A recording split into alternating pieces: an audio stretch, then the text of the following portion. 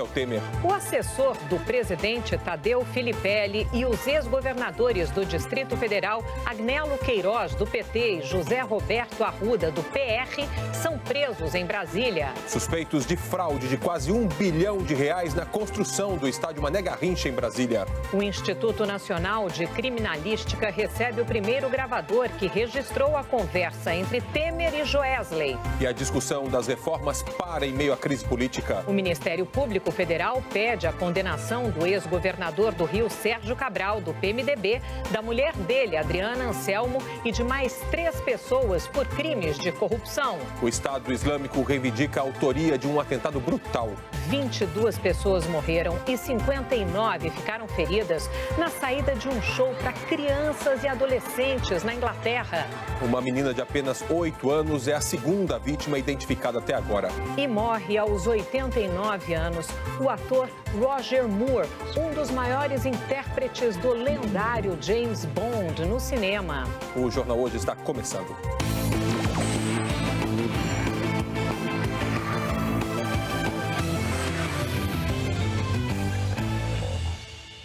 A mala da propina de R$ 500 mil já está na Polícia Federal de São Paulo. Ela foi entregue pelo deputado Rodrigo Rocha Loures, do PMDB do Paraná. O deputado é homem de confiança do presidente Michel Temer. Veja a reportagem de Roberto Kovalik. A mala é uma das principais peças da investigação para descobrir o papel do deputado paranaense Rodrigo Rocha Loures no caso e para quem era o dinheiro. O nome do deputado foi mencionado na conversa gravada do presidente Michel Temer com Joesley Batista no dia 7 de março, no Palácio do Jaburu. Entre outros assuntos, Joesley Batista pediu a ajuda de Temer para resolver uma pendência da JF no governo. De acordo com a reportagem de Lauro Jardim, do jornal O Globo, o presidente Temer respondeu: "Fale com o Rodrigo". Joesley perguntou: "Posso falar tudo com ele?" E Temer respondeu: "Tudo". 9 dias depois, Joesley Batista se encontrou em Brasília com o deputado Rodrigo Rocha Loures, do PMDB do Paraná, e pediu ajuda. Queria que o deputado interferisse numa disputa com a Petrobras sobre o preço do gás a uma termoelétrica do grupo JF. A questão estava sendo analisada pelo CAD, o Conselho Administrativo de Defesa Econômica. Rocha Loures prometeu ajudar e chegou a ligar para a direção do CAD. Joesley ofereceu 5% da propina, o que foi imediatamente aceito pelo deputado. A gente resolve um problema no curto prazo. O próximo 1 ano, 2 anos, 1 ano. Nós vamos abrir desse negócio aí 5%. Tudo bem, tudo bem. O CAD diz que o acordo não saiu, mas a propina acertada começou a ser paga. Ele falou: não, eu já organizei lá no CAD, esse vai ser o contrato agora padrão. O CAD vai ter que fazer isso não só com você, como outras pessoas. Mas por que eu ainda não fiz por mais tempo? Eu ainda não fiz por mais tempo até para nós analisarmos se o negócio está bom. Se está ganhando dinheiro mesmo, se esse é o melhor jeito de vocês nos dar uma propina, como é que vai ser e tal, tudo. Eu falei: não, mas então vamos fazer isso para 25 anos. Tem como fazer um contrato para 25 anos? Ele falou: não, 25 anos eu já estou estudando, nós vamos fazer para 30 anos. Ele falou. Ele falou. Eu peguei e falei: pô, isso aí é uma aposentadoria para o Michel. É uma aposentadoria para você e para ele. Vocês vão ter mais dificuldade. O Michel, presidente, você lembra como foi exatamente o tempo? Hein? Você falou exatamente isso? Isso é uma aposentadoria para o Michel? Tem hora que eu falo presidente, eu uso mais Michel.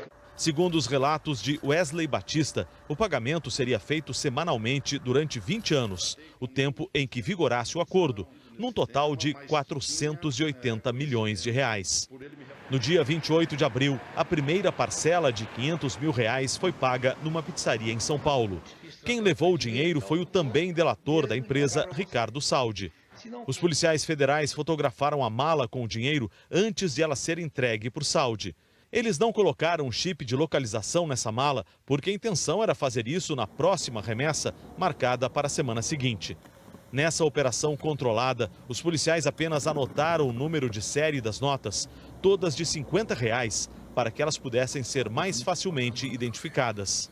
2 dias depois, o deputado Rodrigo Rocha Loures estava na comitiva do presidente Michel Temer, onde participou da cerimônia de inauguração da Casa Brasil-Japão, em São Paulo. A mala reapareceu ontem à noite. Foi entregue aqui na Superintendência da Polícia Federal em São Paulo. A informação foi confirmada pelo advogado do deputado Rodrigo Rocha Loures. A Polícia Federal informou que, por enquanto, não vai se manifestar sobre a mala ou sobre o dinheiro. Segundo o CAD, as informações de Ricardo Saldi de que a decisão do órgão beneficiou a empresa é equivocada. Segundo o CAD, o caso a que o delator se refere ainda está em fase de inquérito e não houve qualquer parecer ou decisão sobre ele. Ainda de acordo com o CAD, o que houve foi a assinatura de um contrato entre a Termoelétrica EPE-JBS com a Petrobras, com o objetivo de sanar uma dívida da Termoelétrica com a estatal. A Procuradoria-Geral da República quer a prisão imediata do deputado Rodrigo Rocha Loures, do PMDB, e também do senador do PSDB, Aécio Neves. A reportagem é de Flávia Alvarenga. Rodrigo Janot quer que o ministro Edson Fachin reveja a decisão dele, que negou a prisão preventiva do senador Aécio Neves, do PSDB de Minas, no dia 17 de maio, véspera da operação da Polícia Federal, que prendeu Andréia Neves, irmã de Aécio, e o primo, Frederico Pacheco de Medeiros. Como medida cautelar, Fachin estabeleceu a perda das funções do cargo de senador. No documento da Procuradoria-Geral da República, Rodrigo Janot pede ainda que, se não houver reconsideração, o caso vá com máxima urgência para o plenário do Supremo, que decidiria ou não pela prisão preventiva do senador, decorrente do flagrante por crime inafiançável. Desde a semana passada, Aécio está em casa, em Brasília, onde recebe aliados e advogados para discutir a defesa. Rodrigo Janot fez o mesmo pedido para o caso do deputado afastado Rodrigo Rocha Loures, do PMDB do Paraná. O procurador também quer que Fachin volte atrás e reconsidere o pedido de prisão contra Loures. E se Fachin continuar negando, Janot pede que o caso também seja encaminhado ao plenário do Supremo. Loures e Aécio são investigados por corrupção passiva, obstrução à investigação e organização criminosa. O ministro Edson Fachin pode rever a decisão dele a qualquer momento, mas não é comum um ministro mudar sua decisão. A expectativa é que ele leve o caso para a apreciação do plenário. Só que antes disso, a defesa dos parlamentares deverá ser ouvida. No Senado, 2 partidos, Rede e PSOL, entraram com pedidos de cassação de mandato contra Aécio. Mas até hoje o Conselho de Ética da Casa não foi instalado. Portanto, o pedido fica parado. Ontem, o ministro Dias Toffoli, do STF, negou um mandado de segurança do senador Randolfo Rodrigues, da Rede, para que a mesa diretora do Senado fosse proibida de devolver as funções a Aécio. O ministro entendeu que não existe fato concreto e negou o pedido. A defesa de Aécio Neves disse que aguarda ser chamada para provar que o pedido da Procuradoria é impróprio e descabido. Os advogados de Rodrigo Rocha Loures disseram que não há motivo para a prisão do deputado e que, no momento certo, todos os esclarecimentos serão feitos. A defesa de Joesley Batista já entregou para a perícia um dos equipamentos usados pelo delator para gravar conversas com políticos, entre elas a que o empresário teve com o presidente Michel Temer. O segundo aparelho deve ser entregue ainda hoje. A reportagem é de Camila Bonfim, de Brasília. Os gravadores vão ser analisados pelo Instituto Nacional de Criminalística da Polícia Federal. O primeiro gravador foi entregue ontem, no fim da tarde, pela Procuradoria-Geral da República. Ainda não se sabe qual equipamento gravou cada conversa, qual deles foi usado, por exemplo, para registrar o diálogo de Joesley Batista com o presidente Michel Temer. A perícia vai determinar isso e também se houve edição de conteúdo da conversa de Joesley com Temer e com outros interlocutores. Entre as conversas que serão analisadas está que a Procuradoria-Geral da República interpreta que Temer foi avisado por Joesley sobre a compra do silêncio do ex-deputado Eduardo Cunha. Isso. O negócio dos vazamentos, o telefone lá do Eduardo com o Gedel, volta e meia citava alguma coisa meio tangenciando a nós, não sei o quê. Eu estou lá me defendendo. Como é que eu mais ou menos dei conta de fazer até agora? Eu estou de bem com o Eduardo. Tem que manter isso. Todo mês. A Procuradoria-Geral da República também vê sinais claros de que Joesley contou ao presidente que estava segurando juízes e um procurador. O perito contratado pela defesa de Temer, Ricardo Molina, desqualificou a gravação. Na entrevista, Ricardo Molina foi questionado sobre uma declaração que deu ao jornal Folha de São Paulo no sábado, quando disse que uma perícia completa e precisa obrigaria a verificação também do equipamento usado na gravação. Ele reconheceu que não teve acesso ao equipamento para fechar o laudo dele. Eu gostaria muito de ter esse gravador, inclusive para saber se foi ele mesmo. Uma série de perguntas podem ser respondidas com base exclusivamente na gravação. Todas as perguntas, não. Algumas perguntas podem não ser respondidas sem o gravador. Agora, isso não quer dizer que a gravação seja válida. Ricardo Molina criticou o trabalho da Procuradoria-Geral da República. A Procuradoria é ingênua, sim. Se você quer usar essa palavra, ela é ingênua e incompetente. Porque aquela informação que é dada na 030/2017 é coisa de leigo. É coisa de quem não sabe mexer em áudio. O perito afirmou que os sinais de interrupção na gravação não são conclusivos. Eu continuo voltando ao mesmo ponto. Que tem defeito sistêmico, tem. O meu ponto é o seguinte, eu não consigo distinguir um defeito sistêmico de um defeito criado artificialmente. Segundo a Polícia Federal, a perícia vai fazer vários testes. Entre eles, análise de conteúdo, periciar o áudio segundo a segundo, comparação de locutor, identificar quem estava na conversa e verificação de edições. Os testes para saber se o material foi manipulado. Peritos ouvidos pela TV Globo afirmam que a perícia pode concluir se a gravação foi ou não manipulada e pode validar somente trechos. Alguns são decisivos para a investigação sobre corrupção e obstrução à justiça. A conversa gravada entre Temer e Joesley não é a única prova que a PGR levou em conta para pedir a abertura de inquérito contra o presidente. A Procuradoria-Geral da República incluiu outras provas, como os depoimentos e documentos de delatores da JBS e também as ações controladas, realizadas pela Polícia Federal a partir das delações. A Procuradoria-Geral da República diz que não tem dúvidas sobre a autenticidade da gravação que recebeu e não quis comentar a crítica do perito Ricardo Molina. O presidente Michel Temer se reuniu ontem à noite com os líderes dos partidos aliados e reforçou a necessidade do Congresso voltar à normalidade. Por isso, a gente vai para Brasília falar com Zileide Silva, que está acompanhando tudo. Zileide, boa tarde para você, suas informações. Oi, Sandra. Oi, Evaristo. Boa tarde a todos. Olha, o presidente Michel Temer só chegou aqui ao Planalto às 11 da manhã. Ele estava reunido no Palácio do Jaburu com o ministro Moreira Franco e com um dos advogados dele, Antônio Cláudio Maris de Oliveira. Ontem ele saiu tarde daqui, já era quase meia-noite. Foi uma reunião atrás da outra, várias com advogados. E agora há pouco, o advogado Maris de Oliveira esteve no Supremo Tribunal Federal com o ministro Edson Fachin. Ele quer separar o inquérito do presidente Temer do senador afastado Aécio Neves. Os dois são investigados juntos por obstrução de justiça. Lembrando que ontem a defesa do presidente desistiu de pedir a suspensão do inquérito contra ele lá no Supremo Tribunal Federal.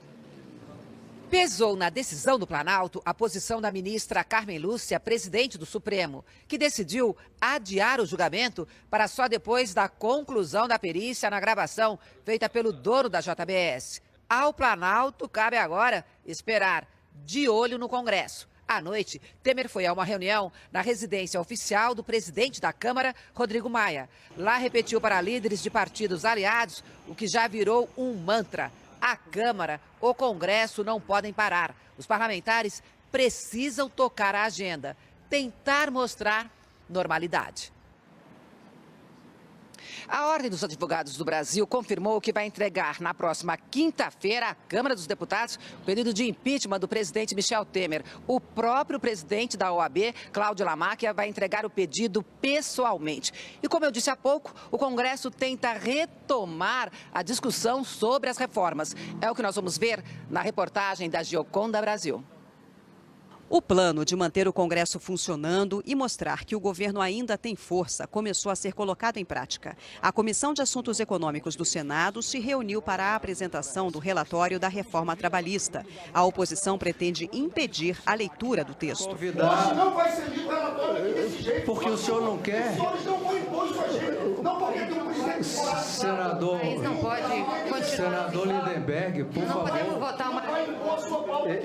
Eu apelo para o seu equilíbrio emocional. Mais do que nunca, numa situação que nós estamos, de uma séria crise política e crise econômica, esta comissão, assim como o Senado Federal, deve ter os seus trabalhos em andamento para que a população tenha a clara noção que o país não está desorganizado, que o legislativo funciona, que o legislativo, que os senhores senadores e senhores deputados estão cumprindo com suas obrigações, que esta é mais do que o meu desejo, é a nossa e a minha obrigação fazer com que essa comissão trabalhe normalmente. O relator, senador Ricardo Ferraço, tinha desistido de apresentar o parecer depois da crise que envolveu o presidente Michel Temer na delação da JBS, mas seguiu a orientação do partido dele, o PSDB, e mudou de ideia. As denúncias são gravíssimas, não são graves. E as instituições estão tratando das investigações, das apurações e das responsabilidades. Uma coisa é uma coisa, outra coisa é outra coisa. Uma coisa são as denúncias e as responsabilidades de todos envolvidos.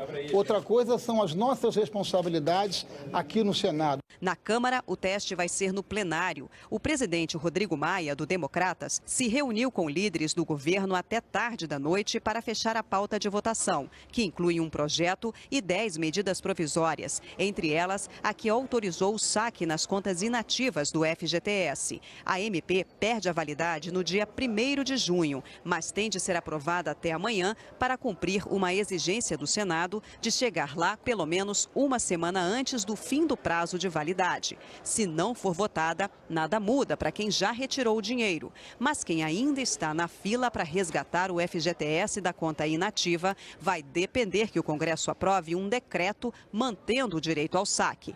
A pauta foi montada de forma estratégica para facilitar os votos dentro da base e assim mostrar unidade em torno do governo e para constranger a oposição, caso ela fique contra matérias que têm apelo popular ou que também são do interesse dela, como o projeto que mantém os incentivos fiscais dados a indústrias estabelecidas em estados hoje governados pela oposição. O projeto é o primeiro item da pauta.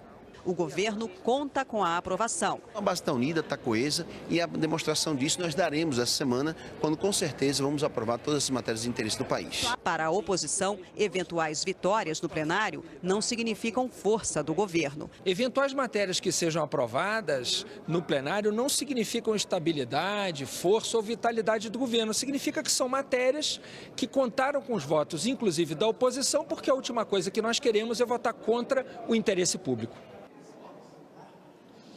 Boa tarde, falamos agora ao vivo aqui da Câmara. Hoje é o primeiro dia de votação, depois da crise envolvendo o presidente Michel Temer. A sessão está marcada para começar daqui a pouco, às 14h.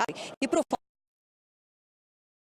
100% deve ser cancelado ao longo dessa tarde. O deputado Alexandre Baldi, do antigo PTN e que hoje se chama Podemos, e o senador Ataídes Oliveira, do PSDB, começaram a recolher assinaturas para a criação de uma CPI mista, com deputados e senadores para investigar os empréstimos da JBS com o BNDES e os termos do acordo de delação que beneficiou os donos da empresa. Evaristo.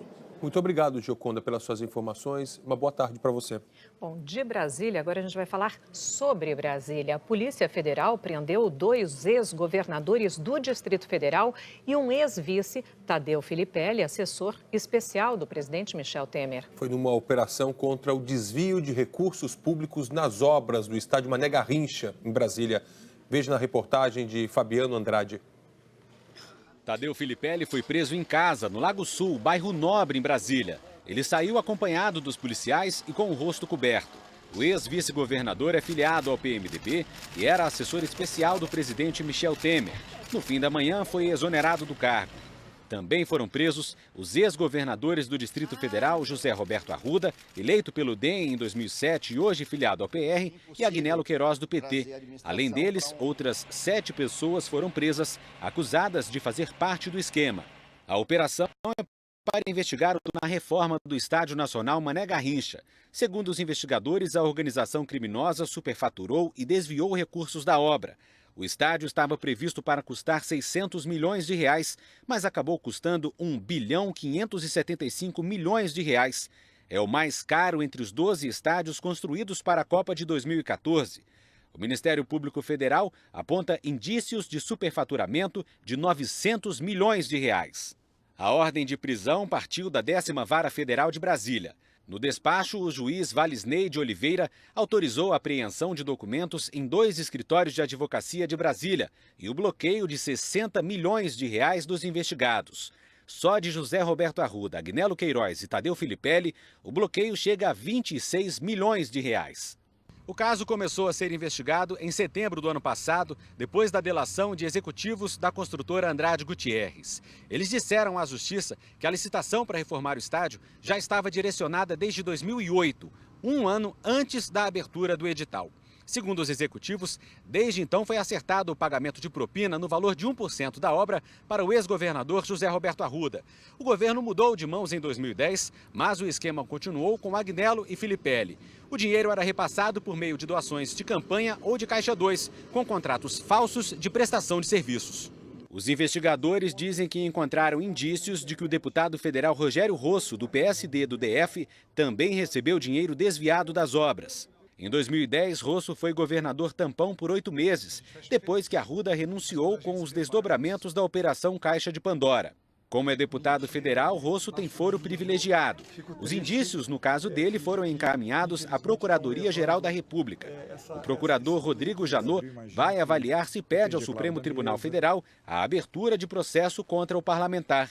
A prisão de Tadeu Filipelli aumenta a lista de assessores e ex-assessores do presidente Michel Temer investigados pela Justiça. Já são alvos de processos os ministros Eliseu Padilha e Moreira Franco, o ex-ministro Gedel Vieira Lima, o ex-assessor e deputado afastado Rodrigo Rocha Loures e o ex-assessor José Yunes, que detalhou um suposto esquema de pagamento de propina para o PMDB. A defesa de José Roberto Arruda afirma que o cliente é inocente e que não houve gasto com dinheiro público com a obra durante o governo de Arruda. A defesa de Agnello Queiroz disse que só será possível emitir algum comentário depois de conhecer o teor do inquérito. A defesa de Tadeu Filipelli informou que espera ter acesso à decisão e às cópias dos autos para saber que providências vai tomar. O deputado Rogério Rosso afirmou que ainda não foi informado oficialmente de que é investigado pela operação e que deve haver algum equívoco porque sua vida pública é correta. Em nota, Andrade Gutierrez informa que segue colaborando com as investigações em curso dentro do acordo de leniência firmado pela empresa com o Ministério Público Federal. A reforma de um outro estádio para a Copa também acabou sendo usada no pagamento de propinas para políticos por parte dos donos da JBS. Vamos ver um trecho do depoimento em que Joesley Batista relata que se tornou sócio do Mineirão. Joesley diz que comprou uma parte do estádio para legalizar o repasse de 30 milhões de reais ao então candidato e hoje governador de Minas Gerais, Fernando Pimentel, do PT. No mesmo dia eu peguei o avião, fui lá no Pimentel, encontrei ele no aeroporto, falei para ele, Pimentel, ó, tá tudo certo, os 30 milhões, que ele já estava uns 30 dias andando atrás de mim, cadê esses 30 milhões? Para viabilizar, ele me apresentou um sujeito, que é o dono da construtora, que me vendeu 3% do estádio, que eu nem sei que estádio que é, nem tipo de futebol eu tenho, imagina qual é o estádio. É o Mineirão? O Mineirão, é. Mineirão? Sócio do Mineirão. Realmente, nós somos dono, nos contratos, nós somos dono de 3% do Mineirão. Eu acho que esse rapaz, de alguma forma, passou esse dinheiro para o Pimentel. A empresa a que Joesley se refere é a API Engenharia. O empresário entregou aos procuradores o contrato de compra e venda. De acordo com o documento, a empresa é acionista da Minas Arena, consórcio criado para reformar o estádio para a Copa do Mundo no Brasil e também administrar a arena após a Copa. Pelo contrato, a AP vendeu 3% das suas ações do estádio no valor de 30 milhões de reais para a JIF, holding que controla a JBS. A empresa AP Engenharia confirmou a venda de 3% da concessão do Mineirão. Disse que o dinheiro foi totalmente destinado a operações da construtora e que não houve nenhum repasse para qualquer político ou partido. A Minas Arena afirmou que a JIF não é acionista do estádio porque para a formalização da compra e venda de ações é necessária a aprovação das instituições financeiras, o que, segundo a Minas Arena e a AP Engenharia, ainda não aconteceu. A assessoria do governador Fernando Pimentel disse que é mais uma acusação leviana e mentirosa do delator, que não apresentou provas para sustentar a sua versão. Diz ainda que Pimentel nunca recebeu de forma direta ou indireta valores da empresa. O PT de Minas Gerais afirmou que a prestação de contas eleitorais de seus candidatos foi devidamente apresentada à Justiça Eleitoral. Daqui a pouco a gente volta a falar das repercussões da crise política em Brasília, porque agora a gente vai à Inglaterra com as informações do ataque terrorista em Manchester. 22 pessoas morreram, 59 ficaram feridas logo depois de um show da estrela pop Ariana Grande. O grupo terrorista Estado Islâmico reivindicou a autoria desse atentado e nós vamos agora conversar com o nosso correspondente, o Rodrigo Carvalho, que vai trazer as informações para a gente. Rodrigo, muito boa tarde para você. Evaristo, boa tarde a você, todo mundo que acompanha o jornal Hoje no Brasil. Deixa eu só abrir antes com uma informação que acaba de chegar. Fontes oficiais divulgaram agora há pouco a identidade do suspeito de ter feito esse ataque ontem aqui em Manchester. Salman Abedi. Ele teria nascido aqui na cidade, teria 22 anos e seria de uma família de libaneses. Informações divulgadas agora há pouco pela rede britânica BBC. Eu falo ao vivo aqui da principal praça no centro de Manchester, a Albert Square, onde daqui a pouco vai ter uma homenagem às famílias das vítimas, uma vigília, muita gente já concentrada aqui em frente a uma igreja para prestar essa homenagem. É uma cidade em choque, muitas lojas nem abriram hoje e uma população que presta agora muita atenção nas investigações. Hoje cedo foi preso um suspeito de 23 anos no sul aqui de Manchester. Ele teria envolvimento com o ataque de ontem, mas a identidade dele ainda não foi divulgada para não atrapalhar as investigações. 2 mandados de prisão foram expedidos no sul da cidade. A polícia ainda quer saber se o terrorista agiu mesmo sozinho, se era o que a gente chama de lobo solitário, ou se teve de fato uma participação direta do grupo terrorista Estado Islâmico. Esse foi o pior ataque terrorista aqui no Reino Unido desde 2005, quando 52 pessoas morreram num ataque à rede de transportes de Londres. Os relatos das testemunhas de quem estava no show ontem da cantora americana Ariana Grande são de desespero. Aos poucos esses relatos foram chegando, como a gente vê agora na reportagem do correspondente Pedro Vedova. Mães e pais que foram buscar seus filhos se depararam com essas cenas. Um corre-corre impressionante de um público com média de idade entre 9 e 25 anos. Cerca de 20 mil pessoas assistiam ao show de Ariana Grande, na Manchester Arena. Ela é uma das cantoras pop de maior sucesso entre adolescentes e crianças. O tumulto aconteceu depois de uma explosão perto das bilheterias e de uma das portas de saída da Manchester Arena. Investigadores afirmam que um homem-bomba agiu sozinho. A explosão arremessou dezenas de pessoas a metros de distância. Dezenas de crianças se perderam. Testemunhas falam em vários flashes um cheiro forte de explosivo. Essa mãe, que levou a filha ao show, contou que ouviu gritos e houve muita correria. Ela descreveu a cena como um verdadeiro caos. Sebastian, de 19 anos, disse que o barulho foi o maior que ele já ouviu. O amigo dele, de 17 anos, contou que não foi revistado para entrar na arena. Logo depois da explosão, o serviço de emergência recebeu mais de 240 ligações. Policiais chegaram 5 minutos depois, às 10h35 da noite. Os paramédicos hoje disseram que os ferimentos foram tão graves que não queriam passar os detalhes. Mais de 400 homens reforçam o policiamento aqui em Manchester. Só que as pessoas ainda estão muito tensas. Hoje mesmo, esse shopping aqui atrás acabou sendo esvaziado. Várias pessoas saíram correndo com medo de uma nova bomba. Uma testemunha teria ouvido uma explosão. As pessoas com quem conversamos não escutaram nada. Esse funcionário explica que viu um tumulto e que, como os outros, quis sair dali o quanto antes. E o mais triste desse atentado é saber que o terrorista escolheu como alvo um lugar onde estavam reunidas muitas crianças e adolescentes. Ou seja, elas estavam num momento de diversão. A gente volta a falar com o Rodrigo lá em Manchester, que ele tem novas informações agora pra gente sobre as vítimas, não é, Rodrigo? Evaristo, entre as vítimas que estão feridas, recebendo atendimento ainda, 12 têm menos de 16 anos. São 59 feridos, muitos, segundo as informações oficiais, estão ainda internados em estado grave, com risco de vida. Os feridos estão sendo atendidos em 8 hospitais. A vítima mais nova, identificada até agora, é Seffi Rose, uma menininha de 8 anos que estava aproveitando o show ontem do lado da mãe e morreu no ataque. Outra vítima é a estudante britânica de 18 anos, Georgina Calendar.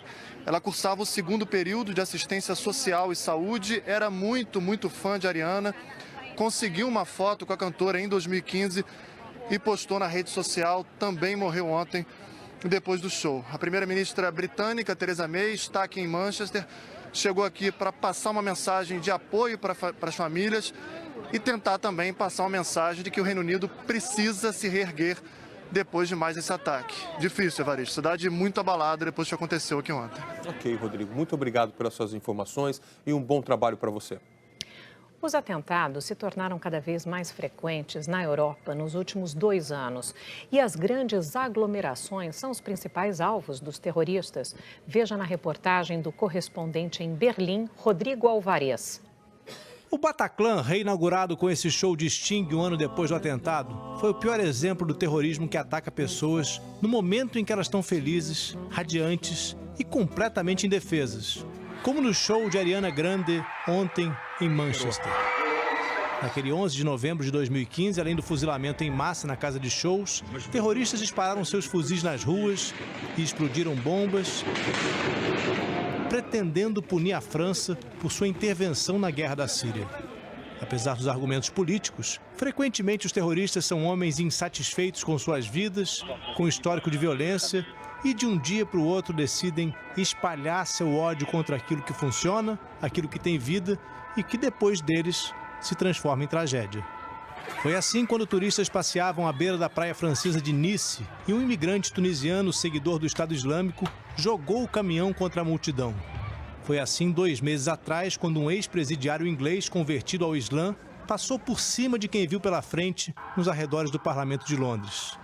E foi assim também aqui em Berlim, em dezembro do ano passado, quando famílias passeavam no mercado de Natal da Breitscheidplatz e viram a celebração instantaneamente se transformar em luto. Como o próprio nome diz, o objetivo do terrorismo é causar terror, trazer medo a pessoas que até então levavam uma vida normal. Por conta disso, hoje, qualquer evento que aconteça aqui na Europa é também um evento policial. Essa estrutura que a gente está vendo, por exemplo, é para o encontro de igrejas protestantes que começa amanhã aqui em Berlim. E a preocupação, muito mais do que com a organização, é com a segurança. Essa grade aqui foi colocada para proteger os convidados que vão ficar nessa área aqui mais próxima do palco. Mas é a segunda proteção. Hoje, aqui na Alemanha, não se faz nenhum evento público sem dupla, tripla proteção. Bom, e como a gente viu agora há pouco ao vivo com o Rodrigo, a primeira-ministra britânica Theresa May agora está em Manchester, mas ela já fez uma reunião de emergência hoje de manhã para discutir a segurança no país. A gente vai voltar lá agora a Londres para conversar com a Cecília Malan. A gente continua na Inglaterra, só que agora em Londres. Cecília, que informações você tem para a gente? Boa tarde, Evaristo. Boa tarde a todos. Olha, a primeira-ministra chamou esse ataque de cruel, frio e calculista e repetiu que os valores britânicos vão sempre prevalecer diante do terrorismo. A imprensa britânica lembra que essa é a primeira vez desde os atentados de 2005 que explosivos são detonados no Reino Unido. Isso preocupa, claro, porque a fabricação de uma bomba caseira demanda experiência, recursos e planejamento. Não é à toa que a segurança aqui em Londres foi reforçada com policiais armados. Entre as inúmeras mensagens de solidariedade está uma nota da Rainha Elizabeth II, que se disse chocada com a tragédia em Manchester. Au peuple britannique. O presidente francês Emmanuel Macron disse que o pensamento dele está com o povo britânico e que todos devem lutar contra o terrorismo. A primeira-ministra alemã Angela Merkel disse que está ainda mais determinada para combater aqueles que cometem atos deploráveis como o de ontem. Losers. Em visita ao Oriente Médio, o presidente americano Donald Trump chamou os responsáveis pelo ataque de perdedores perversos. O governo dos Estados Unidos também aumentou o patrulhamento em lugares públicos. A cantora Ariana Grande suspendeu as próximas paradas da turnê mundial. Ela se apresentaria em Londres na quinta, depois seguiria para a Bélgica e a Alemanha. Os shows no Brasil, dias 29 de junho e 1º de julho, ainda estão mantidos. Numa rede social, Ariana escreveu que está arrasada e sem palavras. Outros astros da música também expressaram choque e tristeza na internet. Katy Perry postou que está de coração partido pelas famílias das vítimas. Taylor Swift disse estar pensando e rezando por todos os envolvidos nessa tragédia. E o cantor Bruno Mars escreveu que não quer acreditar que vivemos em um mundo tão cruel. E é mesmo impossível descrever a perversidade de um ataque que teve como alvo a inocência de crianças e adolescentes em um momento que era para ser de lazer, descontração e alegria. Evaristo, Sandra. Muito obrigado, Cecília. Uma boa tarde para você. A seguir, as investigações na Comissão de Valores Mobiliários sobre as empresas que ganharam com a crise política em Brasília. As ações da JBS voltaram a cair nesta terça-feira. O Ministério Público pede a condenação de Sérgio Cabral e de mais 4 por crimes de corrupção. E morre o ator Roger Moore, famoso pelos filmes do Agente 007. A gente volta já.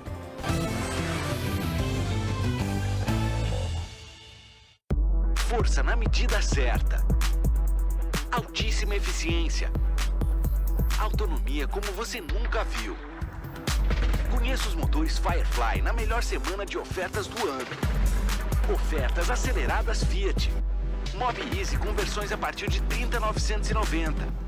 Uno Attractive com versões a partir de R$ 38.990. Não perca essas ofertas imbatíveis. Visite uma concessionária Fiat.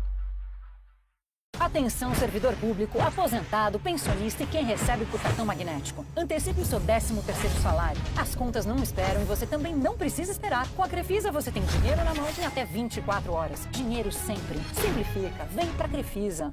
4G? Na Claro você tem o mais rápido do Brasil. Minutos? Na Claro você vai falar ilimitado para qualquer operadora. E ainda, Samsung Galaxy S8 por apenas 12 de R$ 119. Claro, vem ser gigante. Como mudar o rumo da educação no país? Como transformar a realidade do jeito certo? Ouvindo as pessoas. Buscando o interesse da maioria. É o que o Ministério da Educação está fazendo para transformar a educação. Ouvindo pais, alunos e professores, criou o novo ensino médio, que já tem a aprovação de 72% dos brasileiros. E que nos dá o direito de escolher nosso futuro. E mudou o Enem também. Por meio de uma consulta pública com mais de 600 mil participações, os estudantes decidiram. Acabou o sufoco. Agora as provas serão em 2 domingos. E o ensino básico vai ganhar uma base nacional comum curricular. A base define os conteúdos básicos que os alunos precisam aprender na escola. E foi construída com intensa participação da sociedade. Mais de 12 milhões de contribuições. É assim que garantiremos o direito de aprendizagem da atual e das futuras gerações. É o começo de uma grande mudança na educação. Ministério da Educação, Governo Federal. Quer saber o que tem de bom no video show de hoje? Cláudio Hanna relembra momentos marcantes da sua carreira no quadro Meu Vídeo é um Show. E como sempre, musicais, humor, os bastidores da sua TV, informação e muito mais, né, Jorge? É ao vivo, fica ligado que é depois do Jornal Hoje.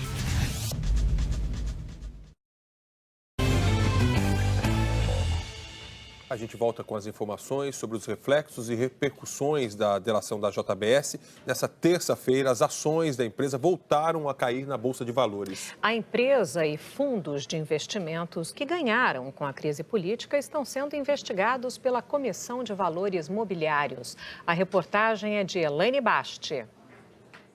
O mercado abriu com um certo fôlego. A bolsa de manhã operou em alta, porém, pelo segundo dia seguido, as ações da JBS lideraram as maiores perdas. Às 12 horas e 20 minutos, a queda já era de 5%. Ontem, as perdas da JBS chegaram a 31%. Um terço da companhia desapareceu no pregão.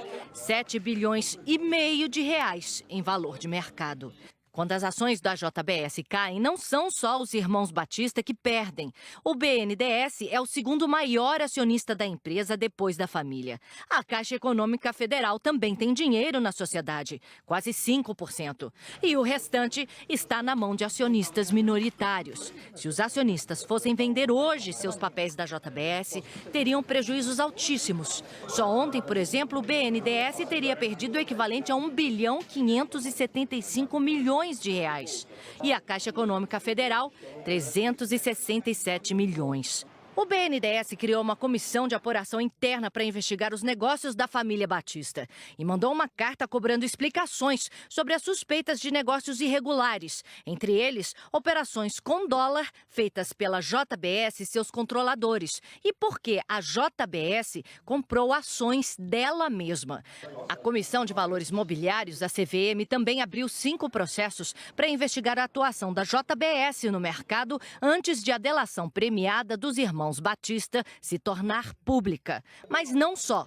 Também investiga a atuação de fundos de investimento multimercado que se beneficiaram da crise, enquanto a grande maioria teve perdas. Se você é uma das pessoas que tem dinheiro aplicado em um dos 16 mil fundos de investimentos no Brasil, você muito provavelmente foi afetado por esse prejuízo. É o que mostra o primeiro balanço divulgado das perdas que os fundos tiveram desde que a crise política atingiu o mercado financeiro na semana passada. Os fundos FGTS investidos em ações da Vale e da Petrobras perderam 11%, 225 milhões de reais em um dia. Os fundos de renda fixa, os mais populares no país e que investem quase tudo em títulos da dívida do governo, perderam 14 bilhões, 0,8% de queda. Os fundos de previdência, 3,9 bilhões de reais, 0,6% de queda. No final do mês, seja você um investidor de um fundo normal ou seja você um investidor de um fundo de previdência, você vai ter uma má notícia. Você vai ver que você empobreceu. A possibilidade de um colapso prolongado, nas nossas análises, por enquanto, está afastada. Então, não estamos vendo exatamente motivos para pânico, mas, sem dúvida, foi uma péssima notícia esses acontecimentos da semana passada. Péssima, não para todos. Os fundos cambiais, aqueles que operam com dólar, tiveram ganhos. E pelo menos 10 fundos multimercados ganharam mais de 0,5%. Os 3 fundos que encabeçaram a lista são negociados pela gestora de investimentos JGP. Cada um teve rendimentos superiores a 3%. Houve rumores nas redes sociais e no próprio mercado financeiro de que a JGP tivesse recebido informações privilegiadas sobre a delação do dono da JBS e que por isso teria apostado no dólar. A JGP divulgou um comunicado se defendendo. Na nota, afirma que sempre teve uma visão diferente dos outros fundos concorrentes sobre as variáveis que influenciam os preços dos ativos. Segundo a nota, a JGP era mais pessimista quanto à aprovação da reforma da Previdência e não compartilhava a euforia dos mercados quanto à intensidade da queda de juros. Além disso, a JGP explica também que acreditava na possibilidade de impeachment do presidente Donald Trump. Por tudo isso, o movimento dos mercados de câmbio, juros e bolsa deram retornos muito acima do esperado aos fundos de multimercados da empresa. Mas, continua a nota, os outros fundos da JGP tiveram perdas altíssimas. Por fim, a JGP diz que as acusações são falsas e que tomará medidas judiciais cabíveis. E neste momento, a Bolsa de Valores opera em alta de 1,56%. As ações da JBS continuam em queda. O dólar sobe um pouco, alta de 0,18%, vendido a R$ 3,28. O Ministério Público Federal do Paraná apresentou no fim da noite de ontem as conclusões sobre o processo da Lava Jato contra o ex-governador do Rio de Janeiro, Sérgio Cabral, do PMDB. Por isso, a gente vai a Curitiba, que está acompanhando tudo, e quem está lá e nos traz as informações agora, Dulcinea Novaes. Boa tarde. Boa tarde, Sandra. Boa tarde, Evaristo. Os procuradores pediram a condenação de Sérgio Cabral pelos crimes de corrupção passiva e 114 atos de lavagem de dinheiro. A acusação diz que ele recebeu propina da Andrade Gutierrez nos contratos para as obras no complexo petroquímico do Rio de Janeiro. Segundo o MPF, Sérgio Cabral e o ex-diretor da Petrobras, Paulo Roberto Costa, pediram dinheiro aos empreiteiros e indicaram as pessoas para receber os valores. O ex-governador do Rio está preso desde novembro do ano passado. Em depoimento ao juiz Sérgio Moro, no final de abril, ele negou ter recebido R$ 2.700.000 em propina na construção do Comperj. A ação pede também a condenação da ex-primeira-dama Adriana Anselmo e mais 3 pessoas ligadas a Sérgio Cabral.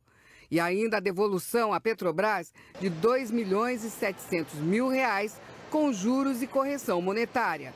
Os procuradores dizem que o grupo agiu com o fim único de enriquecimento pessoal, ao tempo em que a população carioca foi deixada às mínguas. A Petrobras, que neste processo é assistente de acusação, tem até amanhã para apresentar as suas conclusões. As defesas podem entregar as alegações finais até 5 de junho. Depois disso, o juiz Sérgio Moro já pode dar a sentença. A defesa de Sérgio Cabral disse que se manifestará no processo. A defesa de Adriana Anselmo afirmou que as acusações de corrupção passiva e lavagem de dinheiro não se sustentam e que vai demonstrar isso nas suas alegações finais. Também nesse caso, a Andrade Gutierrez disse que segue colaborando com as investigações. Na Espanha, a polícia prendeu o ex-presidente do Barcelona, Sandro Rosell, numa operação que investiga lavagem de dinheiro e envolve amistosos da seleção brasileira. Segundo a Polícia Nacional da Espanha, a empresa de Sandro Rosell promovia partidas da seleção e cobrava comissões irregulares pelos direitos de imagem. Na época, o presidente da CBF era Ricardo Teixeira. Rosell foi dono de uma empresa de marketing antes de assumir a presidência do Barcelona. Ele renunciou em 2014, suspeito de fraude fiscal na contratação de Neymar. Depois de uma visita de 2 dias a Israel, o presidente dos Estados Unidos, Donald Trump, chegou hoje à tarde a Roma e deve se encontrar amanhã com o Papa Francisco. Veja na reportagem da correspondente Ilse Scamparini. O presidente americano Donald Trump pousou há poucos minutos no aeroporto de Fiumicino. Ele vem de um encontro histórico em Belém, na Cisjordânia, com o líder da Autoridade Nacional Palestina, Mahmoud Abbas, e de um excesso de entusiasmo citado e criticado pelos observadores. Trump se disse empenhado em conseguir um acordo de paz entre israelenses e palestinos e sustentou que vai fazer tudo o que puder para atingir esse objetivo. Há 3 anos o processo de paz está parado. Abbas declarou que a visita dá esperanças de uma paz duradoura. O líder palestino reforçou o pedido de 2 estados no Oriente Médio, mas sobre isso Donald Trump não se expôs. O presidente americano fica em Roma até amanhã, quando vai ao Vaticano ver o Papa Francisco e visitar a Capela Sistina. O Papa Francisco já criticou abertamente o presidente Trump e vice-versa. Um encontro delicado que foi bem preparado pela diplomacia dos Estados Unidos e também do Vaticano e que pode resultar num entendimento contra a perseguição dos cristãos no Oriente Médio. Morreu hoje, aos 89 anos, o ator inglês Roger Moore, que será sempre lembrado como um dos mais carismáticos intérpretes do lendário James Bond, o agente secreto 007. Nós vamos voltar a Londres, conversar com a Cecília Malan agora sobre esse assunto. Cecília. Que dia, hein, Evaristo? Olha, a triste notícia foi confirmada pelos 3 filhos de Roger Moore. Num comunicado divulgado na internet, disseram que ele se foi hoje depois de uma curta e valente batalha contra o câncer. Eles informaram também que vão respeitar a vontade do pai de ter um enterro privado em Mônaco, onde Moore morava. Elegante, suave e mais britânico impossível. Foram mais de 7 décadas de uma carreira marcante, que incluiu, claro, a terceira encarnação do espião mais famoso do mundo, o agente secreto James Bond. Moore herdou o papel de Sean Connery e estrelou 7 filmes da série ao longo de 12 anos. Foi o ator que interpretou Bond por mais tempo e é, até hoje, o favorito de muita gente. Numa entrevista recente, Moore lembrou que ouviu logo no início da carreira que para ter sucesso tinha que ter personalidade, talento e sorte em medidas iguais. Mas ele discordava e disse que teve sorte 99% do tempo.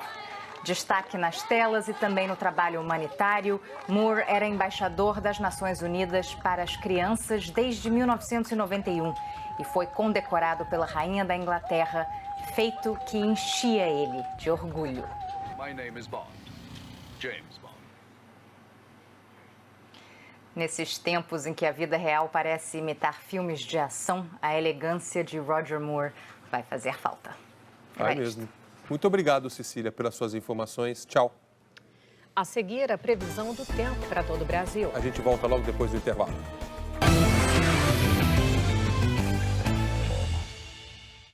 Tem gente que acha que carro compacto não é completo, muito menos seguro.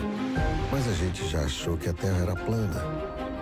Já achou que isso era engraçado. E um dia desachou isso e muito mais. Chegou o novo Up, o compacto cheio de tecnologia. Um carro que vai fazer você desachar muita coisa. Novo Up, feito de novas ideias. Mr. Brau e Michele entraram numa de viver como viviam antes da fama. Quer saber? Vou no supermercado tomar um cafezinho de graça. Adoro cafezinho de graça, aquele copo que manda o dedo. Eu vou de ônibus, te encontro em casa. Adoro ouvir as conversas. Nem adianta vir comigo. Se louca. Dona Michele? Que loucura é essa? Catarina! Não fala nada. Vamos ver se eles me reconhecem. Não fala nada. Catarina falou que a senhora tava precisando de uma pessoa. Ah, tá bom. A Catarina vai te passar o serviço e se der certo, depois a gente acerta tudo. Hoje, depois de A Força do Querer. Impressão minha? Ou eles nem olharam na minha cara? Ih, minha filha, rico é assim mesmo. Mr. Brau. Tem muita gente conectada, procurando emprego, antenada na economia que gira em torno do porto, escolhendo eventos na agenda ou uma nova experiência gastronômica. Os principais acontecimentos da região estão no g1.com.br/Santos. Se o conhecimento é o que te alimenta, se você acha que várias cabeças pensam melhor do que uma, se o seu maior sonho é realizar cada vez mais sonhos e trabalhou duro para promover uma educação de qualidade, inscreva-se. Prêmio Educador Nota 10. É o seu trabalho inspirando alunos e educadores de todo o Brasil a serem Nota 10 também. Inscrições até dia 12 de junho. Professor, a profissão que forma todas as profissões.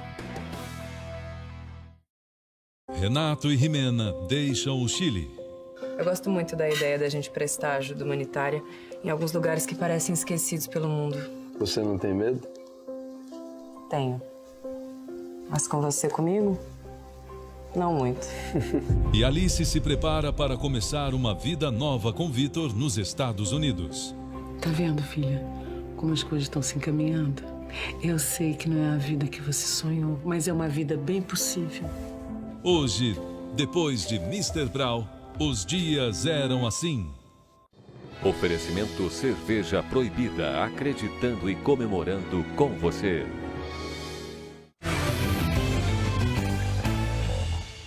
Nós estamos de volta agora para falar da previsão do tempo com a Eliana Marques, que já está aqui. Tudo bem, Eli? Tudo bem, boa tarde para vocês, boa tarde para todo mundo. Começamos por onde? Pela chuva, porque olha, tá no sul, tá no norte, tá no nordeste. Ontem eu falei aqui no Jornal Hoje de temporal no sul. Olha só como estão as nuvens por lá. Tem previsão de chuva forte, principalmente no oeste de Santa Catarina e do Paraná. O vertedouro da usina de Itaipu está aberto, inclusive o reservatório encheu demais com as últimas chuvas. Com portas abertas também em Pereira Barreto, interior de São Paulo, pelo mesmo motivo. Em Roraima, cidade de Uiramutã, os rios encheram por causa das chuvas da semana passada e atingiram 900 índios. Em Rio Branco, hoje o dia começou chuvoso. E tem previsão de bastante chuva também em Alagoas, em Sergipe e no litoral norte da Bahia. Inclusive, o aeroporto de Aracaju está fechado desde cedo. Pode ter ressaca hoje também, de Maceió até Ilhéus, na Bahia, e também entre Linhares, no Espírito Santo, e Cabo Frio, no Rio de Janeiro. Em Barra Velha, Santa Catarina, a ressaca foi ontem no fim da tarde e 20 casas foram interditadas. Bom, você mostrou aí a ressaca no mar, Sim. né? A chuva em excesso, agora onde não chove. Temos 4 áreas hoje com previsão de tempo firme. Uma é aqui, olha, entre Paraíba, norte do Piauí, também outra pegando grande parte aqui do centro-oeste da Bahia até o norte de Minas Gerais. Outra área sem previsão de chuva hoje, entre Belo Horizonte, Rio de Janeiro, São Paulo, norte e leste do Paraná e também aqui no sul do Rio Grande do Sul. Em Porto Alegre já pode chover, pode ter temporal, máxima de 24 graus. Essa também é a previsão para Florianópolis. Em Vitória, máxima de 25 com chuva a qualquer momento. Aí, Maceió, 31 graus, Goiânia também e Manaus com máxima de 34 graus hoje. E amanhã, quarta-feira? Olha, amanhã ainda tem previsão de chuva forte entre o norte do Rio Grande do Sul e o sul do Paraná. Também aqui nessa área que vai do Espírito Santo e amanhã avança até a Paraíba e pode chover forte também no centro-oeste do Acre até o sul de Roraima, chegando até mesmo a região de Manaus. Ok, então, muitíssimo obrigada. De nada, até amanhã. Até. Tchau, tchau. O Jornal Hoje termina por aqui. Você acompanha outras notícias no Jornal Nacional. Uma boa tarde e até amanhã.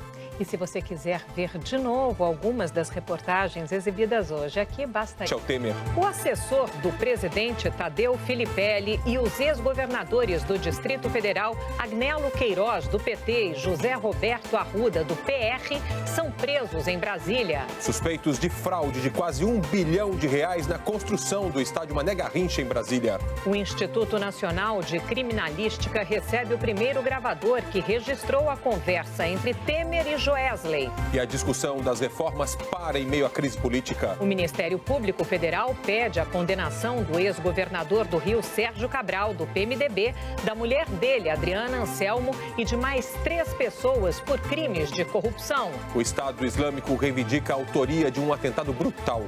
22 pessoas morreram e 59 ficaram feridas na saída de um show para crianças e adolescentes na Inglaterra.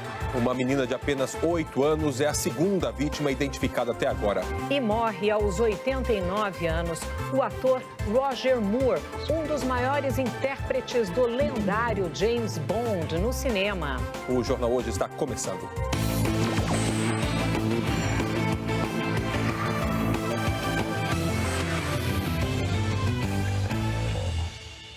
A mala da propina de R$500 mil já está na Polícia Federal de São Paulo. Ela foi entregue pelo deputado Rodrigo Rocha Loures, do PMDB do Paraná. O deputado é homem de confiança do presidente Michel Temer.